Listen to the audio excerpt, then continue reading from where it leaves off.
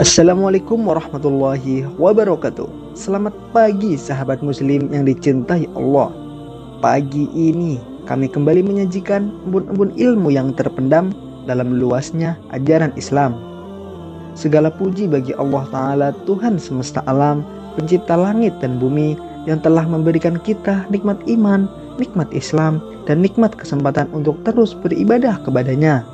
Sholawat serta salam semoga tercurahkan kepada junjungan kita Nabi Agung Muhammad SAW, kepada keluarga beliau, para sahabat, dan seluruh pengikutnya hingga hari kiamat. Sahabat hijrah yang dirahmati Allah, hari ini kita akan membahas sebuah rahasia besar, sebuah amalan yang seringkali kita lalaikan. Amalan ringan tetapi menyimpan keberkahan yang luar biasa, yaitu doa setelah sholat.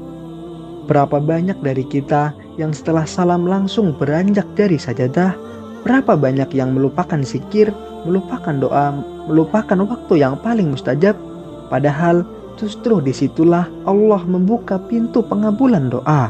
Allah Subhanahu wa Ta'ala berfirman, apabila kamu telah menyelesaikan sholat, maka ingatlah Allah di waktu berdiri, duduk maupun berbaring.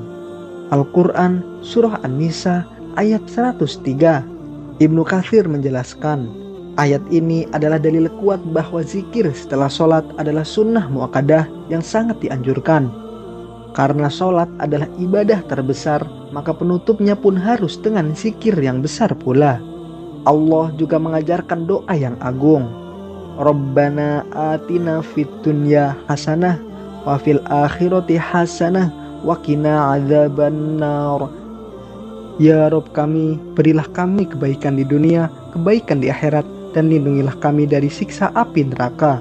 Ini adalah doa ringkas, tetapi mencakup seluruh hajat manusia. Dalam Quran Surat Ghafir ayat 60, Allah menegaskan, berdoalah kepadaku, niscaya aku kabulkan untukmu. Dan Allah berfirman pula dalam Quran Surat Al-Ahzab ayat 41-42, wahai orang-orang beriman, berzikirlah kepada Allah dengan zikir yang sebanyak-banyaknya dan bertasbihlah kepadanya di waktu pagi dan petang. Rasulullah SAW memberikan contoh zikir setelah sholat dengan berbagai macam cara agar umatnya tidak bosan dan bisa memilih sesuai kemampuan. Yang pertama, istighfar 3 kali. Apabila Rasulullah selesai sholat, beliau beristighfar 3 kali lalu berdoa, Allahumma antas salam wa minkas salam tabarakta ya dzal jalali wal ikram. Ya Allah, Engkaulah sang pemberi keselamatan, darimulah datangnya keselamatan, maha suci Engkau wahai zat yang penuh keagungan dan kemuliaan. Hadis riwayat Muslim. Yang kedua, zikir 33 kali ditutup la ilaha illallah. Barang siapa bertasbih 33 kali, bertahmid 33 kali, dan bertakbir 33 kali, dan menutupnya dengan la ilaha illallah wahdahu la syarikalah, maka dosa-dosanya diampuni meskipun sebanyak buih di lautan. Hadis riwayat Muslim. Bayangkan hanya dengan zikir pendek setelah sholat, dosa-dosa kita diampuni. Berikutnya ayat kursi. Barang siapa membaca ayat kursi setelah sholat fardu, tidak ada penghalang baginya untuk masuk surga kecuali kematian. Hadis riwayat An-Nasai nomor 992. Masya Allah, surga menanti orang yang menjaga amalan ringan ini. Dengan membaca ayat kursi setelah sholat, surga menanti kita. Kemudian surat Al-Ikhlas, Al-Falaq, dan An-Nas. Rasulullah SAW selalu membaca surat-surat ini setelah sholat fardu. Hadis riwayat Abu Daud dan Tirmizi. Kemudian doa perlindungan. Allahumma inni a'udzubika min adzabi jahannam wa min adzabil qabri wa min fitnatil mahya wal mamat wa min syarri fitnatil masihid dajjal. Sahabat hijrah yang dirahmati Allah, Rasulullah SAW sering membaca doa panjang setelah sholat. Yang pertama, doa untuk orang tua. Rabbi firli wali walidayya warhamhuma kama rabbayani shaghira. Ya Allah, sayangilah kedua orang tuaku sebagaimana mereka menyayangiku di waktu kecil.